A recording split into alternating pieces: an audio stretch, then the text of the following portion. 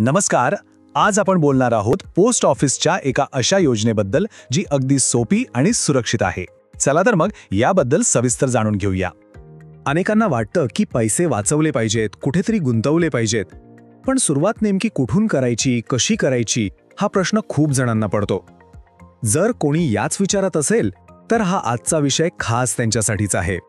आणि हे साहजिकच आहे नाही का, कारण शेअर मार्केट म्हटलं की ते खूपच गुंतागुंतीचं वाटतं आणि म्युच्युअल फंडमध्ये पण थोडी जोखीम असतेच. मग या सगळ्या गोंधळामुळे अनेक जण गुंतवणुकीपासून लांबच राहतात. मग यावर काही सोपा उपाय आहे का? तो उपाय आहे आणि तो म्हणजे पोस्ट ऑफिसची रेकरिंग डिपॉझिट म्हणजे RD योजना. ही एक सरकारी योजना आहे, त्यामुळे आपला प्रत्येक रुपया इथे अगदी 100% सुरक्षित असतो. आणि सगळ्यात भारी गोष्ट म्हणजे दर महिन्याला थोडी थोडी बचत करून आपण एक मोठी रक्कम उभी करू शकतो. ठीक आहे, मग आता आपण हे समजून घेऊया की ही योजना नक्कीच चालते कशी, याचे नियम काय आहेत आणि याची वैशिष्ट्ये काय आहेत. आता बघा, ही योजना किती सोपी आहे.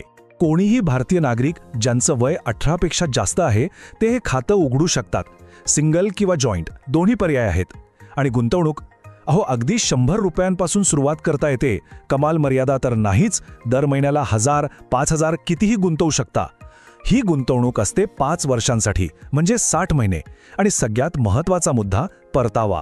सध्या यावर 6.7% व्याज मिळतंय आणि तेही चक्रवाढ व्याज. दर 3 महिन्यांनी म्हणजे व्याजावर व्याज मिळत राहतं. चला आता त्या भागाकडे वळूया ज्याची सगळेच जण वाट पाहत असतात. म्हणजे पैसे किती वाढणार. आपल्या या छोट्या छोट्या बचतीतून 5 वर्षांनंतर किती रक्कम जमा होऊ शकते ते पाहूया. एक साधं उदाहरण घेऊ.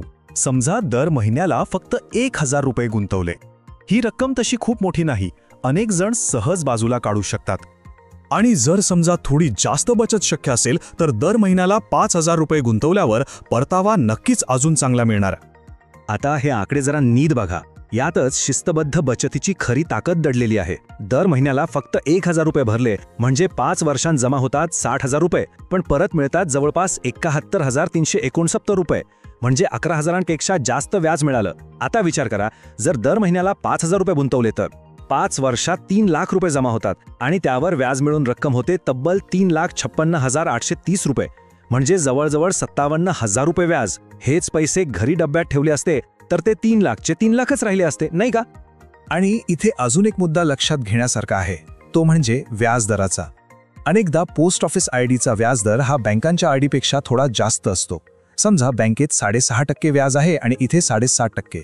दिसायला हा फरक फक्त 0.2%चा आहे, पण 5 वर्षांच्या मोठ्या कालावधीत 5000 रुपयांच्या मासिक गुंतवणुकीवर हा छोटा फरक सुद्धा जवळपास 2-2.5 हजारांचा फायदा करून देतो. बरं, कोणताही निर्णय घेण्याआधी नाण्याच्या दोन्ही बाजू पाहणं महत्त्वाचं असतं. म्हणजे फायदे काय आहेत आणि काही तोटे किंवा मर्यादा आहेत का हे सुद्धा आपण समजून घेऊया. या योजनेचा सगळ्यात मोठा प्लस पॉइंट म्हणजे ही सरकारची योजना आहे. म्हणजे आपले पैसे बुडण्याची भीती शून्य, पूर्णपणे सुरक्षित. दुसरं म्हणजे दर महिन्याला पैसे भरावे लागतात, त्यामुळे आपोआप बचतीची एक शिस्त लागते. आणि एक चांगली गोष्ट म्हणजे अचानक पैशांची गरज लागलीच तर जमा रकमेवर कर्ज सुद्धा घेता येतं. आता काही मर्यादा पण आहेत. एक म्हणजे हे पैसे 5 वर्षांसाठी लॉक इन होतात, म्हणजे 5 वर्षांच्या आधी सहजासहजी काढता येत नाहीत. आणि समजा 3 वर्षांनंतर काढलेच तर मग 6.7% व्याज मिळत नाही, फक्त बचत खात्यासारखं साधारण 4% व्याज मिळतं. आणि हो, यातून जे व्याज मिळतं ते करपात्र आहे, म्हणजे तुमच्या इन्कम स्लॅबनुसार त्यावर टॅक्स लागू शकतो. तर मग आपण फायदे बघितले, काही मर्यादाही बघितल्या. मग आता प्रश्न येतो की ही योजना नक्की कोणासाठी योग्य आहे. एकंदरीत ज्यांना गुंतवणुकीत अजिबात धोका पत्करायचा नाहीये, ज्यांना बचतीची सवय लावायची आहे आणि दर महिन्याला थोडी थोडी रक्कम बाजूला काढून 5 वर्षांनी एक चांगली रक्कम हातात हवी आहे, अशा लोकांसाठी ही योजना एकदम परफेक्ट आहे. विशेषतः जे बचतीच्या प्रवासात नवीन आहेत. पण एक गोष्ट लक्षात ठेवणं खूप गरजेचं आहे. आज आपण 6.5% व्याजदराबद्दल बोलतोय, पण हे व्याजदर सरकार वेळोवेळी बदलू शकतं. त्यामुळे जेव्हा कधी गुंतवणूक करण्याचा विचार कराल तेव्हा आपल्या जवळच्या पोस्ट ऑफिसमध्ये जाऊन त्यावेळचा व्याजदर काय आहे हे नक्की तपासून घ्या. आणि हो, आणखी एक महत्त्वाचा सल्ला. सोशल मीडियावर माहिती खूप मिळते, पण फक्त माहितीच्या आधारावर गुंतवणुकीचे मोठे निर्णय घेऊ नका. प्रत्येकाची आर्थिक परिस्थिती वेगळी असते, त्यामुळे नेहमी एका सर्टिफाईड फायनान्शियल ॲडवायझरचा सल्ला घ्या.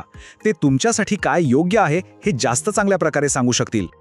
तर मग विचार करण्यासारखी गोष्ट आहे, ही सोपी, स्थिर आणि सुरक्षित योजना आपल्या बचत प्रवासाची एक चांगली सुरुवात ठरू शकते का? फायनान्स आणि गुंतवणुकीबद्दल अशाच सोप्या आणि स्पष्ट माहितीसाठी आमच्या चॅनलला सबस्क्राईब करायला विसरू नका. धन्यवाद.